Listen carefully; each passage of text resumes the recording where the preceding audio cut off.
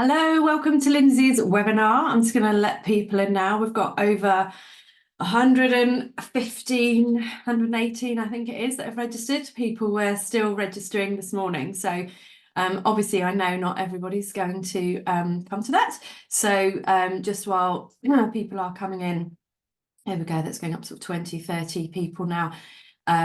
So yeah, I've got the chat.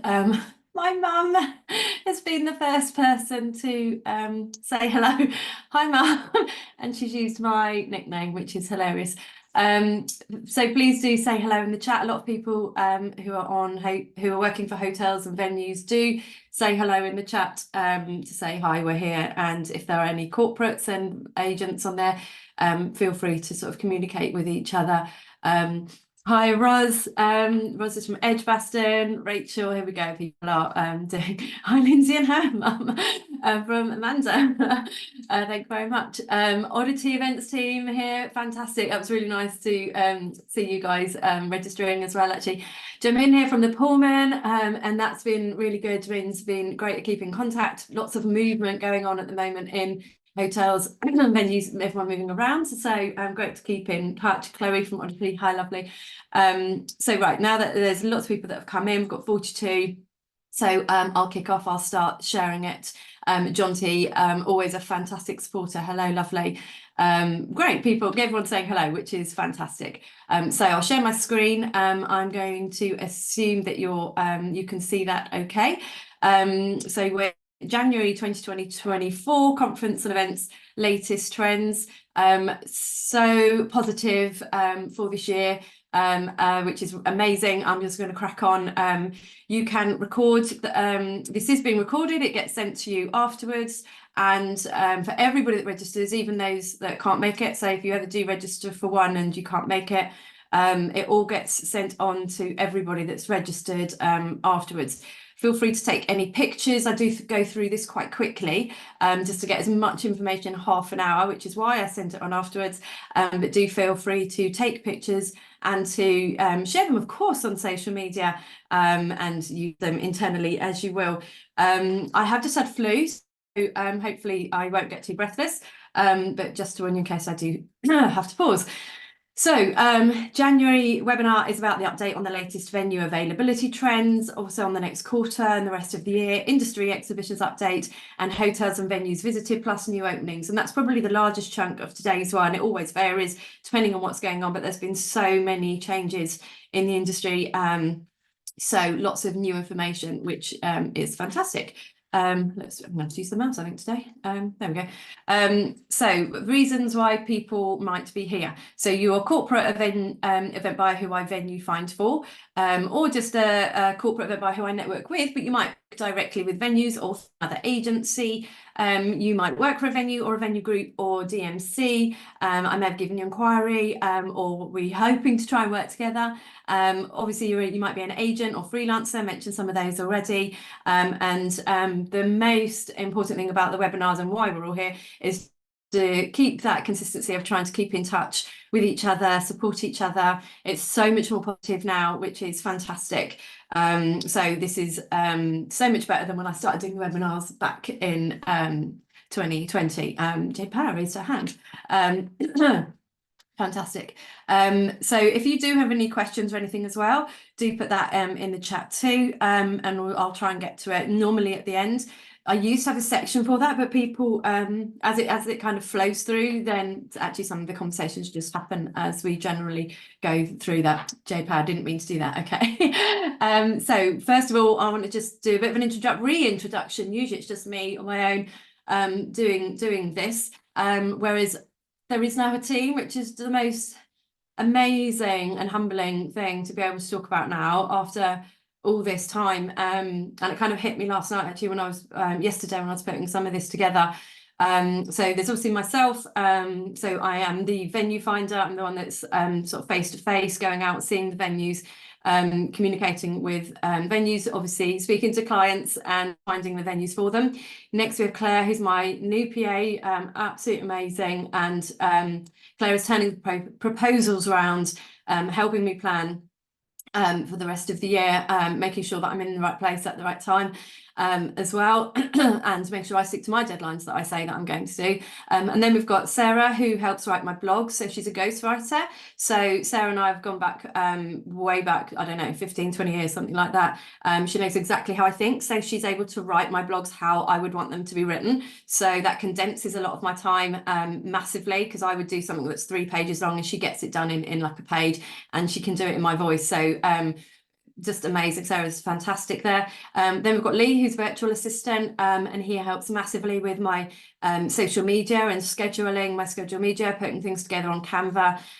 Also my website updates. So my website's changed and has been added to in the last year, and there are more things coming on this year. And then we have Susie, who's my accountant. I've known her since we've been at school, and she was there for me all through COVID, and is again massively supportive. She knows me so well, and obviously the business. So collectively, it's all about pushing things forwards, making sure that we've got as much information out there that's free and available to everybody, as well as supporting me with the venue funding for the corporate clients, which is priority, of course. So straight into it, we've got, I always talk about these 6 week chunks where we have to work, because we always have less time, I think, than we realise to actually put our venue finding together.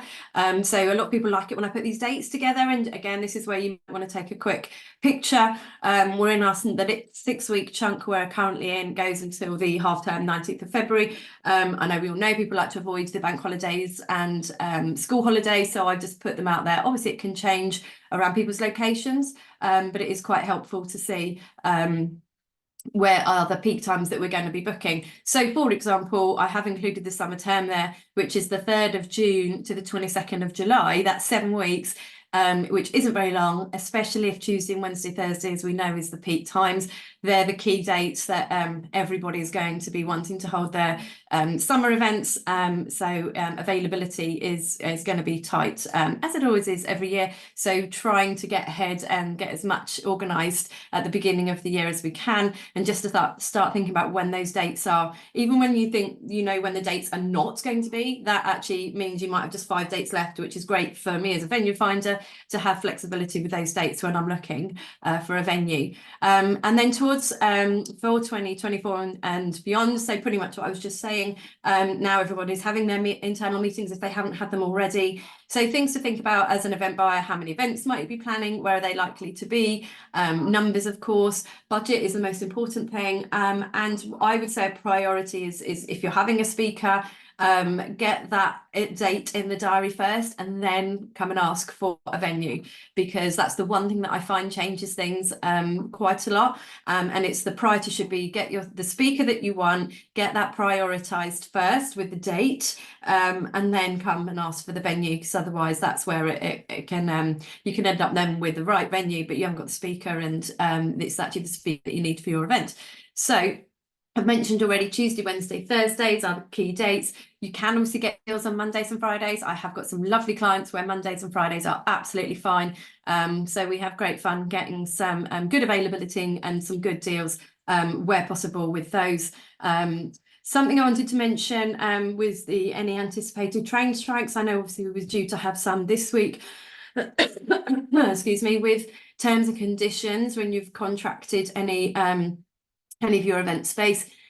For a corporate event buyer, please check if the venue hasn't got them in their terms and conditions. Go back and ask, what are the terms and conditions should there be a train strike?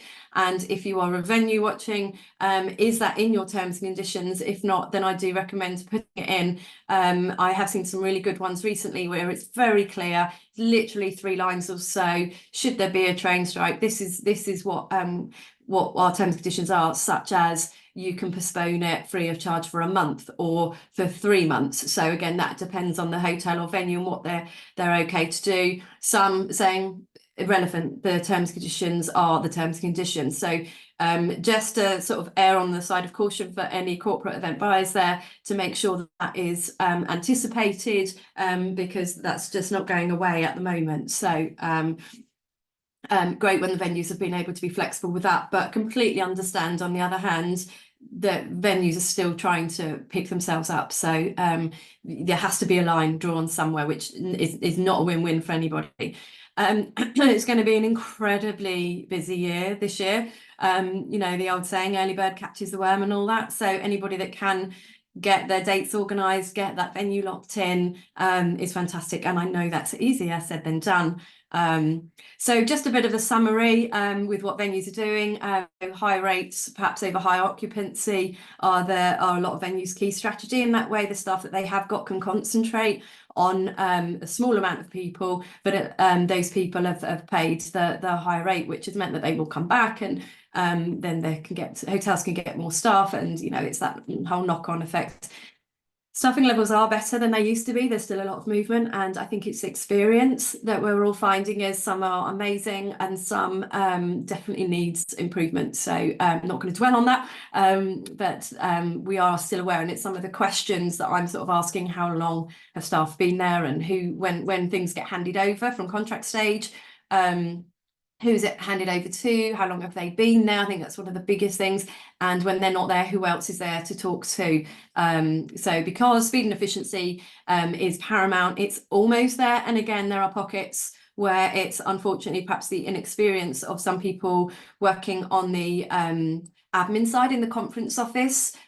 Some people are absolutely amazing, definitely, but there are some where they now can't keep up with the capacity. So we are back to really high inquiry levels, and either the teams aren't fully staffed because of financial, or because of getting the staff in the first place, because so many people have left. So there is an element of that still happening. So again, just working together as much as we can while we're still getting that experience back, which is obviously going to take a few years.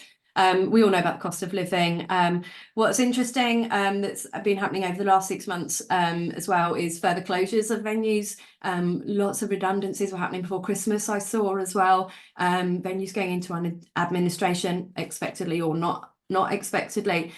So there is a bit of movement still going around. Having said that, on the flip side, the refurbishments that are being done out there or have been done are amazing, as are the new openings. So there's a lot more that I'm talking about in a second with those.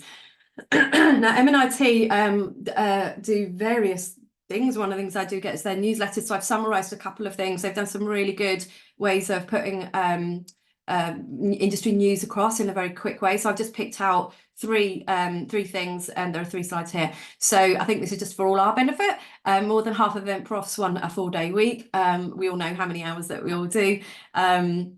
With just over half either at pre-pandemic levels or doing better than before. So the business is there now, which is fantastic. I think we can all relate to this. Most people are now working 2 or 3 days a week in the office. I know that's not all. I know there are still people that work full-time in the office, and that absolutely works for some people as well. So it's now finding the right company and what they offer to your lifestyle, which is bigger than obviously it's ever been before. And I, like 80% of the industry, say that a company's stance on supporting mental health would impact their decision to work there, and that goes hand in hand with where are they working from and how much work can they get on with and how much are they trusted to get on with as well. So that I thought was really interesting.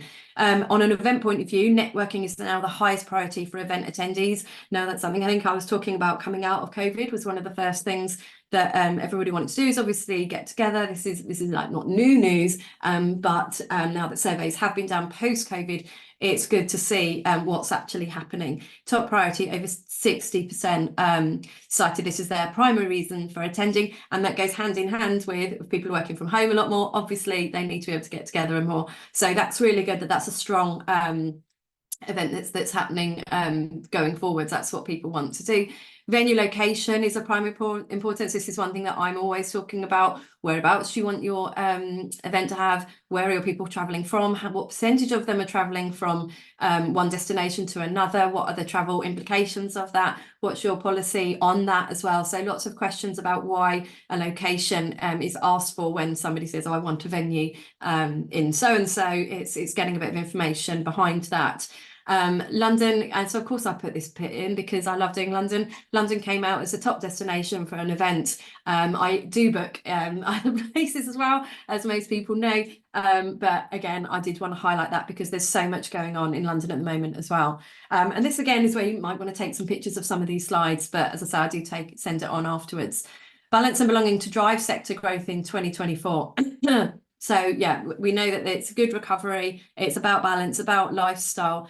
This report was actually from Accor for the M&IT as well. So it's saying about the sizes of the meetings, and so some numbers are expected to the numbers of meetings to of over 100 delegates to increase, and 33% of meeting planners expect an increase of 40% more revenue from face-to-face meetings versus virtual meetings, and the majority, 80%, would not be happy to use video conferencing to close deals in 2024. So again, this is not new news. This is what we said in the first place, is what our gut instinct said during COVID and coming out. We knew that this is what was happening. But again, the fact that we've got surveys cementing this just gives people confidence, and that's confidence is the one thing that we were all trying to get people to have with booking their events coming out, which has been happening over the last year, and is looking to increase next year, which is fantastic. Also people are saying about how important exhibitions are to attend,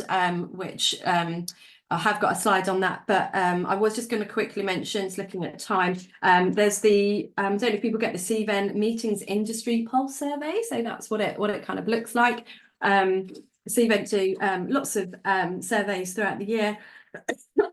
They talk about size of meetings, budget increases and things like that. So for example, most companies looking at budget increases between 5 and 9%, so they know that there will be budget increases. Cost aside, planner hotel dynamics have improved significantly since last year. However, half of all planners report the loss of hotel venue relationships is impacting their planning.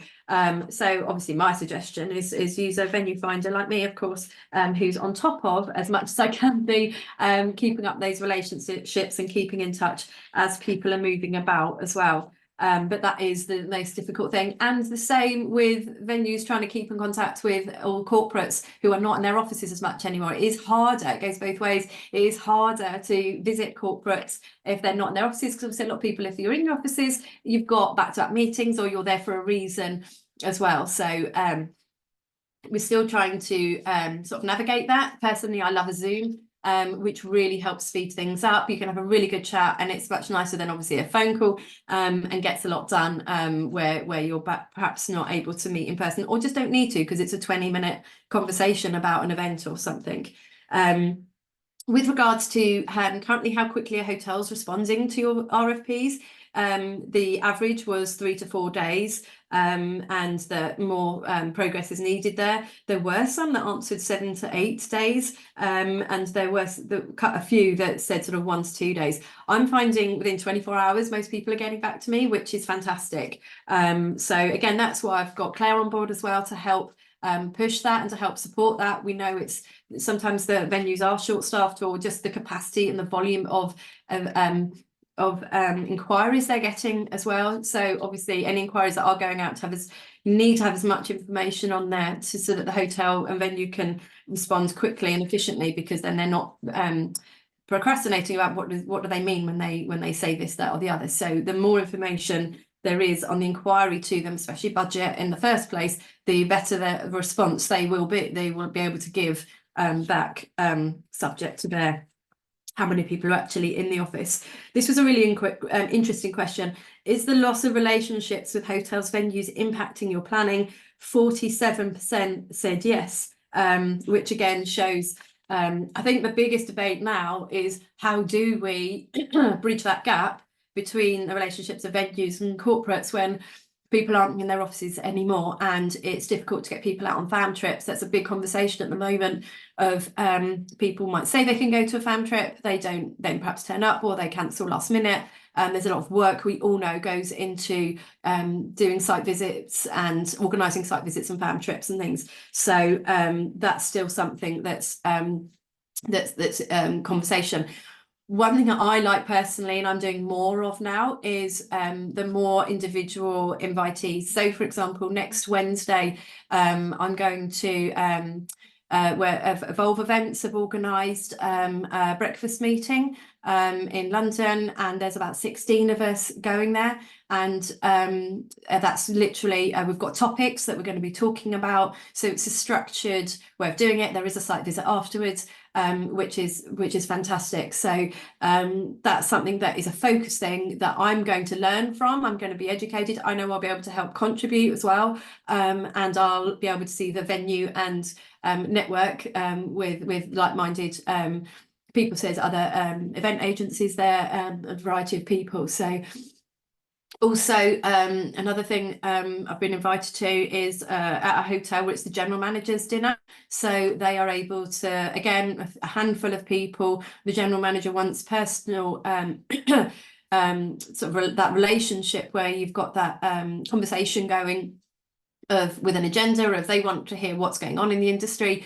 And obviously, likewise, I want to know firsthand what's going on from a general manager's point of view as well. So it's about more focused approaches to those. What's the educational value of that?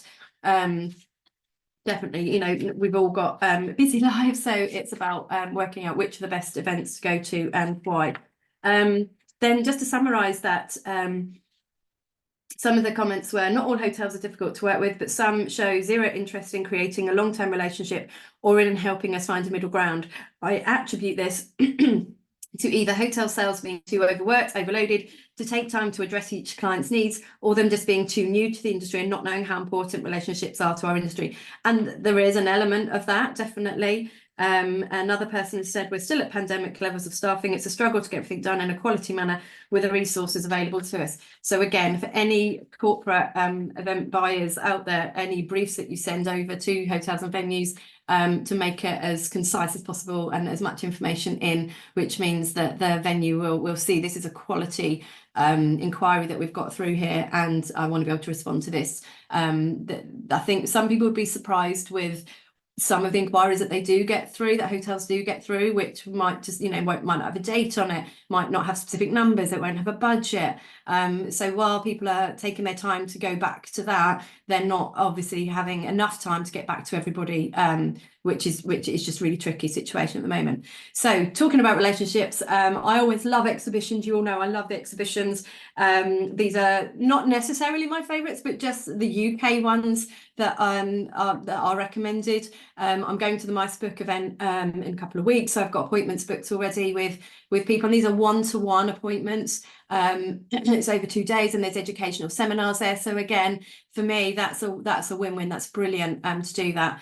You've got the BNC shows. The survey came out yesterday, the salary survey. So if anybody wants to know about you know, the survey that they just done, if you get in touch with the guys there, the Buyers Networking Club, that's always of great interest. You've got the CHS shows, Leeds and Birmingham. I was actually speaking at the Birmingham one recently. So yeah, lots of different ones going on. So a lot of people do take a picture there. So that's just where I was last year, and the types of things that I was talking about. CHS Birmingham, I did 4 sessions, for example. So again, a little snapshot. Unique Venues of London invited me there, and I spoke to. I was on a panel of 4, and there was about over 90 of their venues, and they wanted to know what the current trends were. So that's where that relationship is between us all, of going out there and seeing these people, having these discussions, and likewise I could then learn from them as well. So what was really interesting when I did the CHS Birmingham show, and I did 4 educational sessions. The one that I thought probably not as many people will need to go to was the one that was the most photographed the whole time. And I don't mean photographed of me, but of the slides that were there. So this was about back to basics. So I think because so many new people have joined the industry, or so many people are now taking on events as part of their role, whereas perhaps they didn't before, there was this was really well attended, and I had templates and all sorts, and people were taking pictures of, right, that's what she does, let's follow that process, which I hadn't anticipated. So it was really good that was so successful. So this is just an example of some of the things that I'm talking about. And if anybody wants to have like a one-to-one or you know, a catch up about any of this, then let me know. So this is, I'm just sort of putting this up there as an example of some of the things that I was talking about. And I want to say thank you, obviously, to Louise at the CHS show she approached me to do all of these, and it was fantastic. So I've not really done this before, not my own anyway. This was on my own, standing up there. So this was just an example of some of the things. Now, talking about new venues, got loads of venues I'm going to go by quite quickly because of time. And again, just give me a shout, just email me, contact me afterwards if you want to know more about any of these venues. And the contacts there. So you've got the new Raffles, which is just open, that's near Embankment. These are all London venues that I'm talking about, just because there's so much going on. We've got Uncommon, they've got all of these ones opened all over London now. Had successful event with a clerk for a law firm recently. Perfect venue for them. This is near Liverpool Street, the one that they use. I often talk about Cam and Hooper. They are expanding massively this year. This is just a couple of new ones in London that opened last year. They've got Glasgow opening. They've got lots others that they do tell me about. So again, just let me know. I have put unique venues in London in here because this is if you want something different, something quirky. They don't have hotels, they don't have members club. You have to be a venue where you have a different source of income, like Royal College of Music's a perfect example. That's their main business, but they hire out their beautiful event space there. We've got a lovely lady called Emily there, who I met at the Unique Venues of London discussion talk that I did. So there's so many alternative venues with them, and it's great to be able to have them there as go-to people. I just wanted to sort of update people on Convene and ETC venues. Most people know that they've merged, or Convene have bought ETC venues last year. They are again opening lots more, so it's just one to keep an eye on. They've got over 40 venues, and in April this year they're opening the St Paul's one, massive space there. You can see it's that lifestyle venue. You've got the Peninsula London. I've got a couple of slides here. They've got masses of spaces there for their biggest function room. What I particularly liked, I went to see it and saw Pierre there last month in December. You've got this top, so over here, you've got this top floor roof bar, and you've got the restaurant also on the top floor. Beautiful views, and it's all about transport. So you've got, this is like the inside of like an airplane. You've got things here which are the front of like Rolls Royces. So it's all about, you've got the lift that's in the like an air balloon ride, so it's like the basket of an air balloon. You've got a little cinema with 15 seats there, so you can have something very intimate or very, very large. And you've also got the the large terrace here, so you will be able to have events there. I have kept Ocean Diva in because you've got the summer party show finally exhibiting on this next year, so this year in February. So a great time to be able to see this firsthand if you wanted. Then you've got more quirky smaller event spaces like Broadwicon Soho. Got Martin there, who's great support actually, and that's again something if you want something smaller, a bit more intimate. This is just an example of other places that I was seeing with clients. Hart Shoreditch is one that I really want to shout about, where you've got these pictures here. This is all a moving screen, if you like. So this is the wall, but the visual that's being shown here changes, and you could literally have like a bird flying all along here on this space. So if you want something visual, it's a bar that's in the on sort of -1. It's not actually, you don't see it on their website. So do go there and have a visit to see that like secret, really quirky space there. So that's kind of pretty much summarized the whole thing there.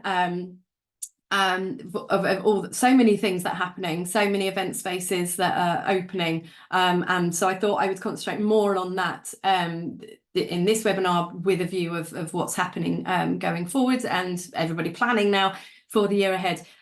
So if there's any other ways that I can help, I now have these blogs. I started doing the blogs in the summer, and that's of course with Sarah's help, as I mentioned earlier, and that covers a lot of the topics that I did at the CHS show. It covers all sorts of things around venue finding and new venues, what's going on. Coming up also is my on the website, what Lee's helping with and Claire's helping with is I'm going to have a page specifically dedicated for new London venues, and we're just getting the marketing collateral from the venues for that. So that would include the likes of Pan Pacific as well. And also I'm going to have one which is specifically for Park Lane London hotels as well. So we're in the process, as I say, of getting those visuals, and that page is done and ready. It's just a matter of updating that. So by the next webinar in April, that will be up and that will be done and out. So watch this space there. On my website as well is also any corporates, if how to work with me, how does it work, what's the inquiry process. There's like a lovely timeline that starts with this is how it works, and finishes with how do I actually make any money. It's the one thing everybody asks, so all out there. It's something that everybody knows, well, you think everybody knows, but is very clear out there of how I work. So future webinars, if you go to my website, it's got the April and the September, and you can sign up there. So that pretty much finishes it, dead on 10, look at that. So unless anybody has any questions, Amanda, thank you. Yeah, from Tewkesbury. Yeah. Thank you, Nathan. Nathan has put the link of the BNC salary survey. So anybody wants to go now, please do, because it is 10 o'clock. I realise, I appreciate we're all very busy. I'm going to stop sharing. Actually, there we go. 55, 56 of people are starting to go now. That's an incredible turnout today, because I know how many people how busy everybody is, and how difficult it is to tune in live on anything these days. So yeah, go up the chat. Nathan's put the link to the salary survey as well, and people are saying thank you, also where they're from, which is really good. Pierre, no problem for showcasing the peninsula. Thank you for the site visit, that was fantastic. Will I be sharing, oh yeah, hi Rachel, Finney, and will I be sharing the presentation on email? Yes, so I do a follow-up. It will be done by the end of today, and on that is a link. So what I do, I save this on YouTube. I then link that to my website. So the link that I send you will send you to this this recording, basically. So you will get that. Oh, and Tony from the Beatles store in Liverpool. Thank you. Yeah, thank you for. I met her last month. So the Convention Bureau at Liverpool did a lunch at the Savoy in December, which was absolutely amazing, because I saw so many people from Liverpool venues. There was probably, I think, about 90 attendees of a mixture of agents and corporates and venues from Liverpool. And for example, meeting Tony, who's from the Beatles story, you can hire their event space out, as well as she can organise tours and things like that. So it's those extra things, as well as meeting people from the venues and the Convention Liverpool as well. So thank you very much for joining. So I think that's it, everybody. I really appreciate it. I think I just about got through that. I'll probably catch up with you on the April one, and I'll send this out by the end of today. Thank you so much for joining, and I'll speak to you soon. Take care.